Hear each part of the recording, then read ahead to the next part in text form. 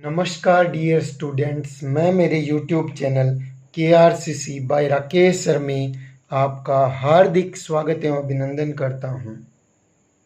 इस वीडियो में हम यह जानने का प्रयास करेंगे कि कोविड-19 की परिस्थिति के कारण रद्द हुए एग्ज़ाम को पुनः आयोजित करने पर उनका स्वरूप कैसा होगा, 2 घंटे में पेपर कैसा होगा, प्रश्न पत्र में प्रश्न कितने आ सकते हैं, आदि आदि जो स्टूडेंट के मन में है सवाल उनके बारे में जानने का प्रयास करेंगे। सबसे पहले आप हमारे चैनल को सब्सक्राइब अवश्य कर लें तथा बेल आइकन का बटन अवश्य दबा दें ताकि आगे के वीडियो के नोटिफिकेशन आपको मिलते रहें।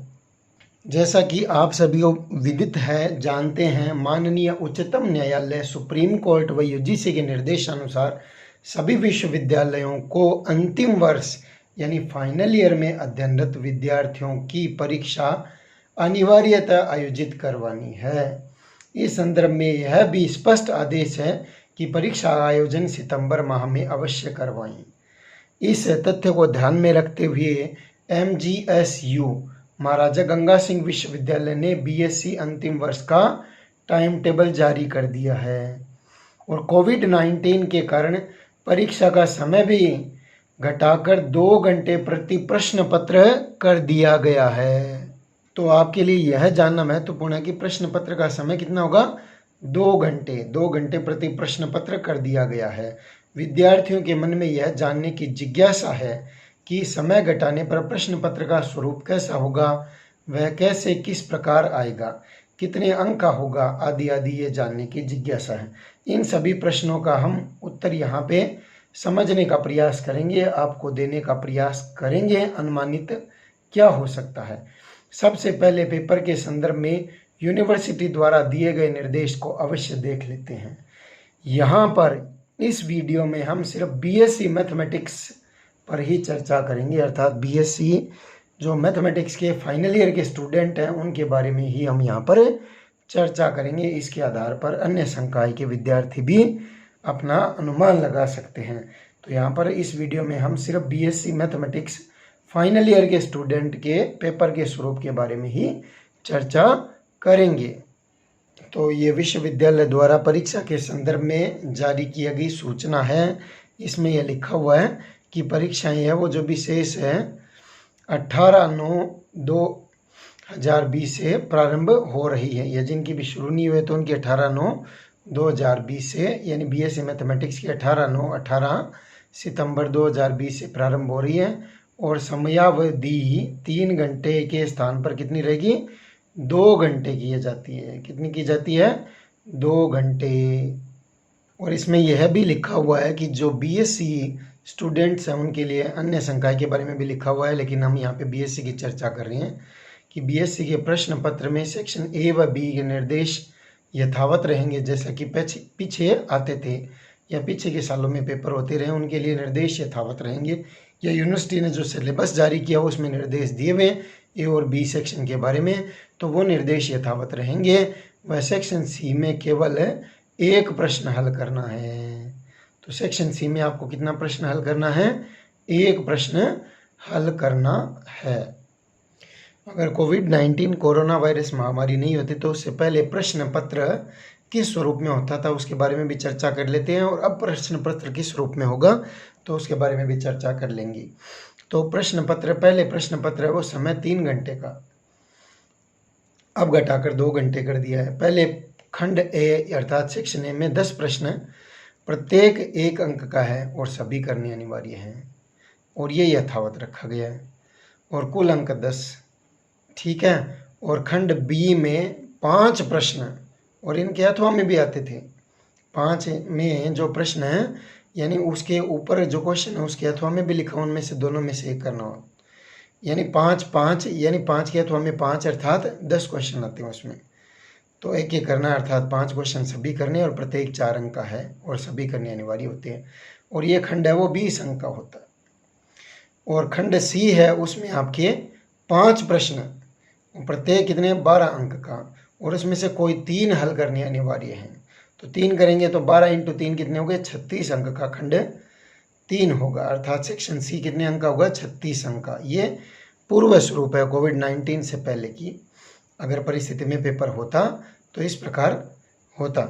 तो अपने पास खंड ए में 10 अंक और खंड बी के 20 अंक और खंड सी के 36 अंक, अर्थात टोटल कितने हैं अंक हुए 10 + 20 + 36 66 का। तो फर्स्ट पेपर 66 अंक का, सेकंड पेपर भी 66 अंक का और थर्ड पेपर 68 अंक का, कुल 200 अंक का पेपर आपका आता है BSc first year second year final year के मैथमेटिक्स में। ठीक है, तो अभी भी 200 अंक का ही आएगा। तो अब देख लेते हैं कोविड-19 की परिस्थिति के कारण पेपर का स्वरूप किस प्रकार हो सकता है। तो कोविड-19 परिस्थिति के बाद प्रश्न पत्र समय घटाकर आपका 2 घंटे का कर दिया गया है और खंड ए में पहले भी 10 प्रश्न आते हैं, अभी भी 10 प्रश्न आएंगे और प्रत्येक 1 अंक का होगा, सभी करने अनिवार्य है, यानी सभी का उत्तर देंगे तभी आपको ये 10 अंक मिल सकते हैं। तो कुल अंक कितने हो गए 10 प्रश्न, प्रत्येक 1 अंक का है। तो खंड ए के निर्देश यथावत है और खंड बी में 5 प्रश्न हैं और ये भी अथवा में, तो पहले के जैसे आएंगे। तो प्रत्येक 4 अंक का और सभी करने अनिवार्य हैं। इस प्रकार आपको सभी प्रश्न करेंगे तभी 20 अंक प्रदत्त किए जा सकेंगे। ठीक है, और खंड सी में 5 प्रश्न में से 3 प्रश्न करने थे, 5 प्रश्न और 12 अंक के, और नए निर्देश के अनुसार आपको 1 प्रश्न करना अनिवार्य है। तो अब वो 1 प्रश्न, अब पहले खंड सी 36 अंक का होता था क्योंकि 3 प्रश्न करने होते थे, तो 12 × 3 36। अब 1 प्रश्न करना अनिवार्य है तो उस 1 प्रश्न के 36 अंक थोड़ी होंगे। 1 प्रश्न, अगर मान लीजिए किसी विद्यार्थी ने खंड सी का प्रश्न किया ही नहीं तो उसके 36 नंबर कट जाएंगे क्या? तो ऐसा तो नहीं होगा, संभावना ऐसी नहीं है। तो यह 1 प्रश्न यानी 12 अंक का ही होगा। तो इस हिसाब से ये पेपर कितने का हुआ 10 + 20 + 12 42 अंक का होगा। पेपर तो 66 अंक का ही आएगा। पेपर देखो हमने नोट में लिख दिया है, पेपर 66 अंक का ही आएगा। स्टूडेंट को खंड सी में चॉइस दी गई है कि उसे 5 में से कोई 1 प्रश्न करना है। तो स्टूडेंट 42 अंक का पेपर हल करेंगे और उस आधार पर 66 में से उनके प्राप्तांक निकाल लिए जाएंगे, ये संभावना है। ठीक है, तो पेपर 66 अंक का ही आएगा क्योंकि इसमें से 3 प्रश्न करने होते थे। अब नया निर्देश ये है कि आपको 1 प्रश्न करना होगा, लेकिन वो 1 प्रश्न ही 36 अंक का हो ये आवश्यक नहीं है, क्योंकि अगर इसमें से किसी ने छोड़ दिया तो उसके 36 अंक थोड़ी कट जाएंगे। तो ये तो उस स्टूडेंट के साथ अन्याय हो गया ना। तो पेपर 66 अंक का ही आएगा और स्टूडेंट को 42 अंक के यानी 10 + 20 + 12 42 अंक का हल करेंगे और उस आधार पर 66 में से प्राप्तांक निकाल लिए जाएंगे। अगर किसी ने 42 का पूरा 42 का सही कर दिया तो उसको 66 मिल जाएंगे, 66 मिल जाएंगे। इसके लिए एक उदाहरण लेते हैं, समझने का प्रयास करते हैं। देखिए, मान लीजिए राम नाम का कोई विद्यार्थी इस परीक्षा में बैठता है। तो राम ने 42 में से 35 अंक प्राप्त किए एक प्रश्न पत्र में गणित के। ठीक है, 42 में से कितने 35 अंक प्राप्त किए, तब उसने 66 में से कितने अंक मिलेंगे। तो चूंकि राम ने 42 में से कितने अंक प्राप्त किए 35, तो 1 में से कितने अंक प्राप्त किए राम ने, तो 35/42। तो इसलिए राम को 66 अंक में से कितने अंक प्राप्त होंगे 35/42 × 66। इसकी कैलकुलेशन करेंगे तो ये 50.2857 आएंगे। तो इसको राउंड ऑफ में 50 अंक काउंट किया जाएगा, ध्यान देना है। तो ये 50 अंक के नियर अबाउट आ जाता है। यूनिवर्सिटी इसको 51 अंक भी मान सकती है। ठीक है, तो ये 50 अंक काउंट होंगे। अगर किसी ने 42 में से 42 अंक प्राप्त किए हैं तो 42/42 × 66 होंगे, तो उसको 66 पूरे मिल जाएंगे। तो ये आप समझ गए, पेपर आपको 42 का करना है और नंबर आपको 66 में से दिए जाएंगे। ये हमारी कैलकुलेशन कह रही है, हम इसका गारंटी के तहत दावा नहीं करते हैं किसी भी स्थिति में। ठीक है, हमारा यह अनुमान है, आंकलन है। तो इस आधार पे आप 42 में से जितने का पेपर करेंगे, यानी आपको अनुमानित कि भाई आपको इतना मिल रहा है कि मेरे को इतने अंक मिल जाएंगे, तो आप 66 में से निकाल सकते हैं। फिर अगले पेपर में भी 66 में से कैलकुलेशन कर सकते हैं। फिर 68 में से कितने आएंगे वो कैलकुलेशन आप कर सकते हैं। तो 66 की जगह 68 रख सकते हैं। तो ये इस प्रकार आपको प्रदत्त अंक यानी अंकों का कैलकुलेशन बता दिया। तो ये आपको आइडिया लग जाएगा आपको पेपर में किस प्रकार से कैसे स्ट्रेटजी अपनानी है। और हमारा ये अनुमान है, हम अनुमान के आधार पे कह रहे हैं, हमारा अनुमान है या हमारे अनुमान से पेपर बदल कर आने की संभावना बहुत बहुत कम है। पेपर जो पहले छप चुके होंगे, ठीक है, या छपेंगे भाई, जो भी है, पेपर जो छप चुके होंगे वही वह हो सकते हैं, यानी वही आ सकते हैं या वह हो सकते हैं।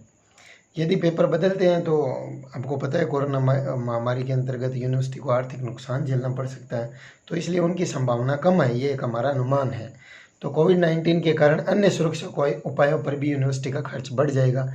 सोशल डिस्टेंसिंग में पेपर करवाने पड़ेंगे तो कमरों की संख्या बढ़ सकती है, तो वीक्षक चार्ज भी बढ़ जाएगा, यानी वीक्षकों की संख्या भी बढ़ जाएगी, तो यूनिवर्सिटी का खर्चा बढ़ता है। तो इसलिए पेपर जो छप चुके हैं या छपे होंगे वो ही आएंगे भाई, ठीक है। तो अतः पेपर बदल कर आने की संभावना अत्यल्प है। अतः पूर्व स्थिति का पेपर नए निर्देश के अनुसार जारी किए गए हैं उनके साथ ही होगा। तो जो हमने कैलकुलेशन बताई है उस आधार पे आपको नंबर अलॉट हो जाएंगे। आप 42 में से लाते हैं तो उतने से 66 में उसके परसेंटेज निकल जाएंगे। अब थोड़ा टाइम टेबल के बारे में भी चर्चा कर लेते हैं। तो बीएससी पार्ट थर्ड यानी थर्ड ईयर की जो फाइनल ईयर की परीक्षा है वो 18 सितंबर से शुरू होकर 7 अक्टूबर तक चलने वाली है। तो ये फ्राइडे शुक्रवार को 18 सितंबर केमिस्ट्री के पेपर के साथ शुरू हो जाएगा। केमिस्ट्री का फर्स्ट पेपर होगा सुबह 7 बजे से 9 बजे तक, अर्थात 2 घंटे में। और सोमवार को 21 सितंबर को मैथ्स का पेपर है, फाइनल ईयर का मैथमेटिक्स का फर्स्ट पेपर है, ये आपको ध्यान में रखना है। उसके बाद मैथ्स के पेपर कब कब हैं? सैटरडे शनिवार सितंबर 26, 2020 को सुबह 7 से 9 बजे मैथमेटिक्स सेकंड पेपर का है। और फिर 5 अक्टूबर को है थर्ड पेपर मैथमेटिक्स 7 से 9 बजे। तो ये 5 अक्टूबर को है, सोमवार के दिन थर्ड पेपर है। अब इस पेपर में कुछ निर्देश दिए गए उनको भी, टाइम टेबल में कुछ निर्देश दिए गए उनको भी हम ध्यान से देख लेते हैं। इसमें लिखा हुआ है, पहला निर्देश है नोट में, no guarantee is given to the candidates regarding the order of question paper. यानी क्वेश्चन पेपर के जो क्रम में है ना, वो किसी प्रकार की गारंटी कैंडिडेट को नहीं प्रदान की जाती है। इसका मतलब या तात्पर्य क्या है कि खंड ए में, जैसे खंड ए में 10 प्रश्न आते हैं तो पहली यूनिट का पहला प्रश्न हो, ये आवश्यक नहीं है, वो अंतिम यूनिट का भी पहला प्रश्न हो सकता है, किसी भी क्रम में हो सकते हैं, लेकिन जो सिलेबस में दिया उसके अकॉर्डिंग पेपर आएगा, ठीक है। अब दूसरा नंबर ये दिया हुआ है, कंप्लेन अगेंस्ट पेपर, यानी पेपर के संदर्भ में आपको कोई शिकायत है, यदि इफ एनी, यानी कोई है, शुड बी सबमिटेड, तो सबमिट की जाएगी थ्रू द सेंटर सुप्रीडेंट, यानी केंद्र अधीक्षक के मार्फत आप ये सबमिट कर सकते हैं। कंसर्न्ड, यानी जो भी आप कहाँ जाए, जिस केंद्र में बैठते हैं, जिस केंद्र में आपकी परीक्षा होती है, उस केंद्र अधीक्षक के मार्फत उस शिकायत को भिजवाया जा सकता है। So as to reach the university within a week from the date of exam of the paper concerned, after which no complain will be entered. यानी जो पेपर होता है उसके एक सप्ताह के अंदर अंदर आपको केंद्र अधीक्षक के मार्फत उसके संदर्भ में जो भी शिकायत है, शिकायत मतलब क्वेश्चन गलत प्रिंटेड हो गया, क्वेश्चन छपा ही नहीं, क्वेश्चन स्पष्ट नहीं छपा, कुछ गलती या प्रिंटिंग मिस्टेक हो गई, तो उसके संदर्भ में कोई भी शिकायत है तो वो आपको एक सप्ताह के भीतर है वो केंद्र अधीक्षक के मार्फत आपको यूनिवर्सिटी को प्रेषित करनी होगी। तो इस वीडियो में हमने पेपर के संदर्भ में कुछ महत्वपूर्ण जानकारियां आपको प्रदान करने का प्रयास किया है। आशा करते हैं ये वीडियो आपको बेहद पसंद आएगा।